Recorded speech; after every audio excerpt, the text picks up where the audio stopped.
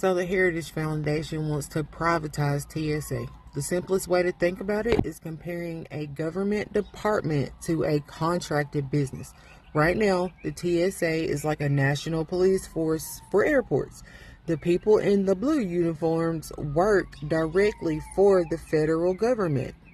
They have the same boss, which is the Department of Homeland Security. They follow the same rules everywhere and belong to a large labor union, and that's problematic. The union. Privatization would change that by having the government hire private security companies to do the actual screening. The current way, which is government run, the government hires, trains, and pays the guards. They own the equipment and manage the lines.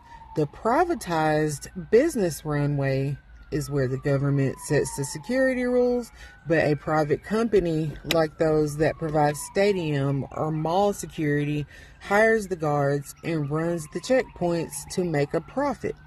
Critics worry that a company focused on profit might cut corners on safety, pay workers less, leading to high turnover, or provide less consistent security than a single national agency, and I agree. So basically, rich people eat and get richer and richer, and for some reason, we haven't ate them yet. And as business owners and investors, wealthy individuals and corporations are the most direct beneficiaries of privatization with new profit streams. Privatization turns a government service into a for-profit industry. Large private security firms and their billionaire backers could secure lucrative federal contracts worth billions of dollars. The potential risks for us regular Americans are not cool. Critics argue that if privatization leads to higher staff turnover due to lower pay, that the most important part is the safety risk. Again, high turnover can lead to less experienced guards, potentially compromising the overall security. Of course, we could expect increased fees. Private companies may charge extra for everything they possibly can to maximize profits, which would eventually manifest as higher ticket prices or new airport fees. So again, due to the lapse in funding, tens of thousands of TSA workers have been working without full pay. Again, this is because the Democrats are trying to put a leash on ICE.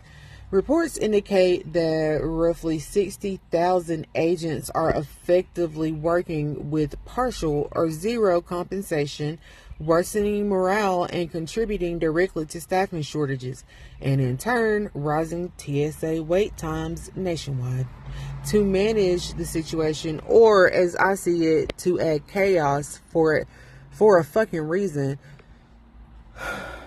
the Trump administration has deployed ICE agents to assist with airport operations, including baggage checks. So they are begging for $200 billion more for war while not paying the TSA and paying the shit out of ICE, which is already problematic and creates a contentious environment. I've already seen videos of them racial profiling, which obviously, yes, is always the point.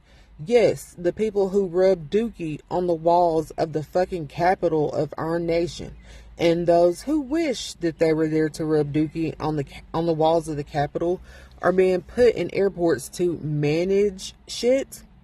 We all know this is code for bring Minnesota, the chaos in Minnesota, to every airport and fuck this shit up, because the Heritage Foundation wants this shit to be privatized.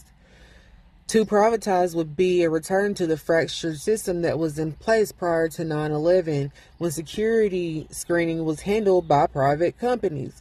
Republican President George W.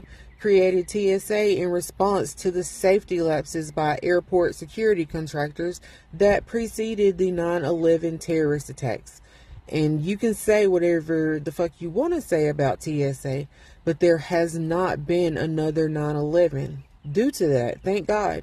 And they have went through the 2 longest government shutdowns in history, both under Trump, by the way, without pay. So if you're traveling and these agents come to work, be real sweet to them. They need our support in every way. Democrats tried to pass a bill to pay the TSA agents, but the Republicans voted against it more than once. America First. Both the unionization and privatizing TSA come directly out of the Project 2025 playbook. Throughout the campaign, Trump continuously said that he didn't know her being Project 2025. But what has played out at TSA is lifted directly from the 900 plus page manifesto, chapter 5 of Project 2025. Bye.